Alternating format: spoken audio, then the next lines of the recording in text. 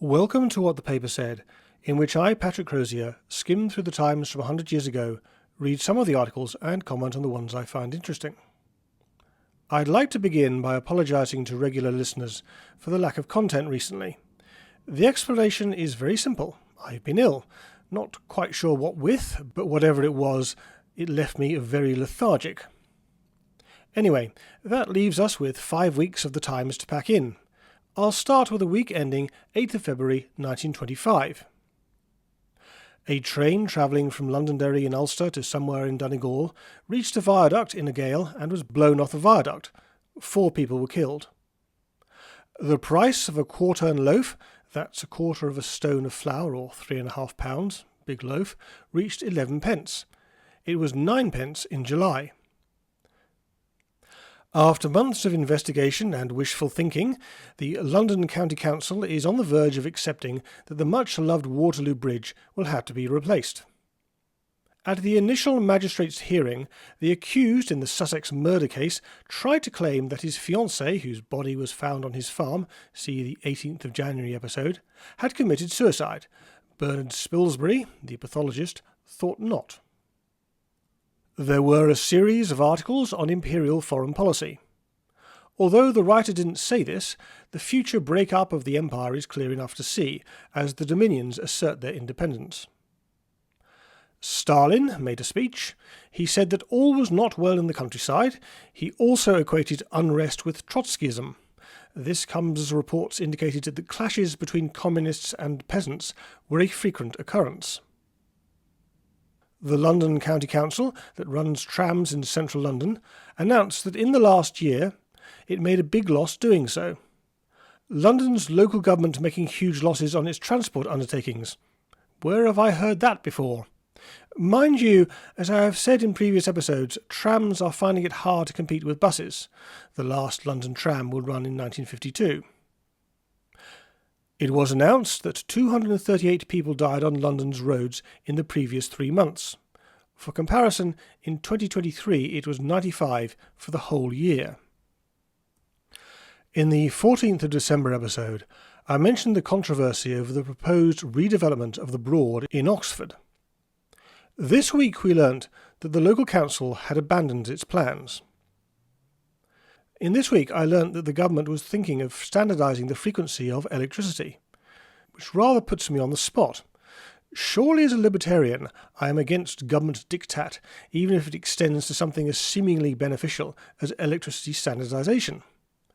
I think we are into Bastiat here, the seen and the unseen. We see, so to speak, the interoperability, the economies of scale, the convenience of being able to move electrical devices around the country. What we don't see is the people who find that their existing devices will no longer work.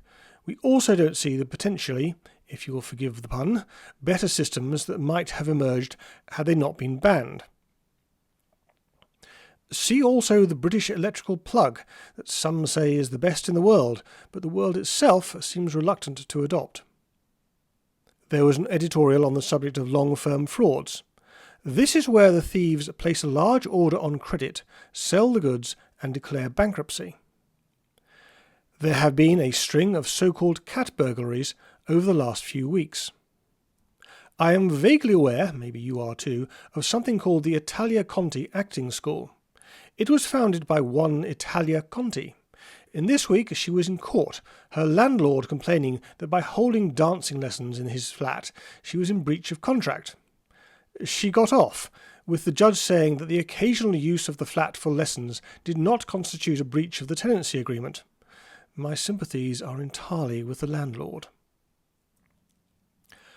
I saw this in Monday's edition. At 11 o'clock tonight, Mr. Alexandre Alekina set up a world's record by completing 28 simultaneous games of chess without sight of the boards. Of these games he won 22, drew 3 and lost 3. On Saturday the Times covered a speech by Lord Eustace Percy, Education Minister. See if any of this sounds familiar. They had tremendous arrears to make up in many areas in the matter of school premises. In many parts of the country there were school buildings, old school buildings, which had been allowed to go on for year after year without much attention or repair. They say that generals always prepare for the last war. I'd always thought that that saying had its origins in the Second World War, which was so very different from the First. But as we will see, maybe not. On Thursday, the Times reported on a lecture chaired by Field Marshal Sir William Robertson, who was Chief of the Imperial General Staff for the middle period of the war. Field Marshal Sir William Robertson presided at a lecture given yesterday at the Royal United Service Institution, Whitehall, by Colonel D.J.C.K. Bernard on the crossing of rivers in warfare. After a discussion, the chairman said that a lecture of that type was a recognition of the fact that there was still some such thing as movement to be thought about in war. The last war was not necessarily a type of the next one by any means. He can say that again. Ever since wars had been won by brains rather than by brute force, there had been a great deal of study and attention devoted to getting ready for the next war, and in order to keep pace with the changing conditions, millions of money had been spent in the purchase of material which had been scrapped as obsolete almost as soon as it was issued. Well, when he's talking about dreadnoughts, he's quite right. Notwithstanding all these efforts, the next war would always be full of great surprises. He can say that again. Fall of France, Barbarossa, fall of Singapore, Pearl Harbor, Hiroshima, to name but just a few. Preparations had proved to be wrong in many respects. They were told by the wise men, especially the young ones, that the mistakes need not have been made. The reason of the mistakes was that we had thought so much of the last war and not enough of the next one. But then he, to my mind, muddies the waters. We had not made sufficient study of military history. All great commanders had been very keen students of it, and there had been nothing in present-day conditions to render the study of military history less important now than ever it was. And now for the week ending the 15th of February 1925. General Ludendorff resigned as leader of the National Socialists. This came after a very poor showing for the party in the recent German general election. An explosion in a mine in Dortmund killed over 100 men. The report of the investigation into the Croydon air crash of Christmas Eve was published. Yes, it took them less than 2 months to conclude that the crash was caused by, well, actually they don't know, and it remains a mystery to this day. The Irish government is considering banning divorce. They will do so, and the ban will not be lifted until the 1990s. While staying in Kenya, the Duke of York, the future George VI, managed to kill a lion and lioness, 2 rhinoceros, 2 buffalo, 1 each, a leopard, oryx, eland, impala, gerenuk, if that's how one pronounces it, lesser kudu, steinbock, the Kenya hartebeest, Grant's gazelle, zebra, dik-dik, wartdog, and hyena. A new reservoir was nearing completion in Sunbury in West London.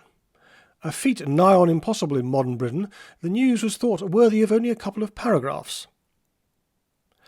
And now for the stories that caught my attention in the week ending 22nd of February 1925. There was a discussion over equalising the voting age between men and women. At present, all men over the age of 21 can vote, while for women, only those over the age of 30 and with a property qualification can do so. It will be equal by the time of the next election. Lord Ashfield, boss of the company that runs most of London's tubes and buses, has once again taken to the pages of the Times to complain about pirates, that is, independent bus operators who compete with Ashfield's buses on profitable routes. He thinks they should be banned, and the government, with the new powers it gained last year, can now do that. It is often claimed that the big business, in a process known as regulatory capture, uses government regulations to put their competition out of business. Well, here is an example. More on that later. It has been revealed that Americans use 5 times as much electricity per person as the British. The King is ill with bronchitis. The statue of Eros has been temporarily moved from Piccadilly Circus to allow for the building of the new underground station. When one hears the phrase grand jury, one typically thinks of the United States. But once upon a time they existed in England and Wales. That's where they got the idea from. Their purpose was, as it is now in the US, to determine whether there was a case to answer. There was a correspondence in the Times over whether they are any use or not. Some say yes, some say they are farcical. They will be abolished in 1933. A report from Bavaria informed us that, despite the abolition of the Bavarian monarchy in 1918, don't ask, it gets complicated, Prince Ruprecht, who would otherwise have been king, gets treated as if he were the king. And now for the week ending the 1st of March 1925. In the 21st of December episode, I mentioned that a group of British trade unionists had just returned from a fact-finding, or should that be a delusion-reinforcing trip to the Soviet Union. This week they issued their report, in which they said everything, or almost everything, was going great. The Times was sceptical. Joseph Rowntree, owner of the confectioners that bears his name, or more accurately his father's, and social reformer, has died. President Ebert of Germany was reported to be ill after undergoing an operation for appendicitis. A Kurdish revolt against Turkey was in progress. Both LNER and GWR, big railway companies, reported less than stellar results.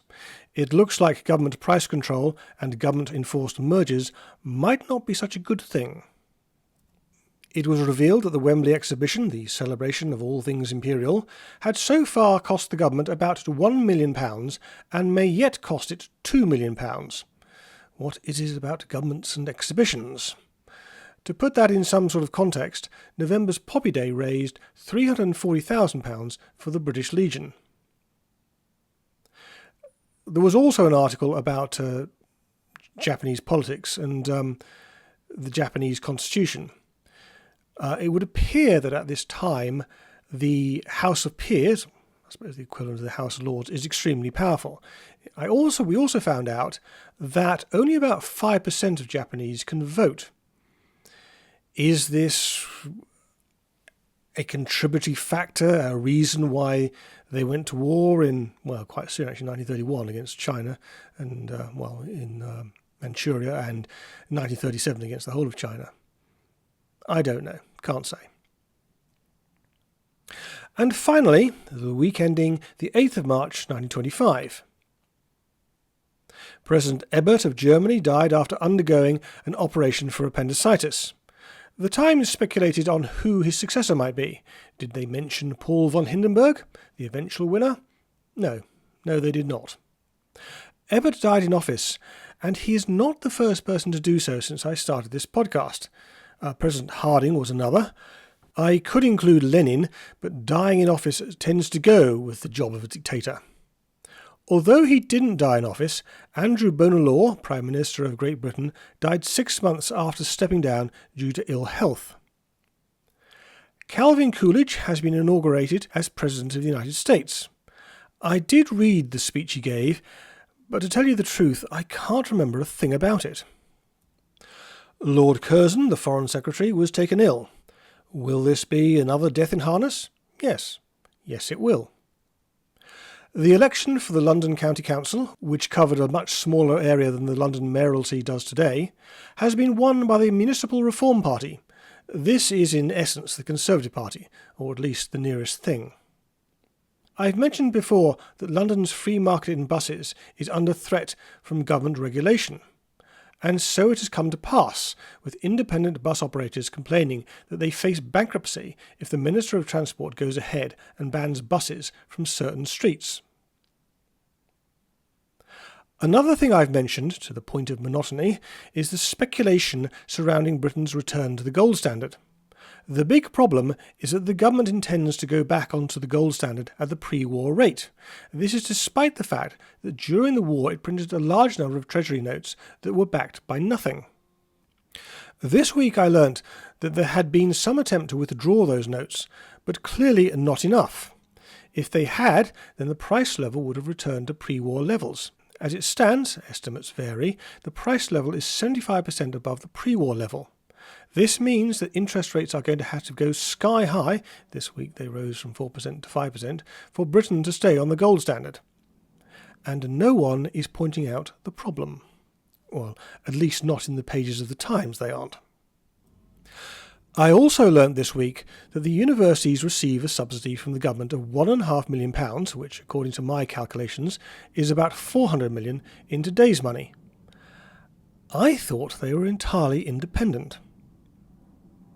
Anyway, that's all for this week. I aim to have something up next week, but I promise nothing.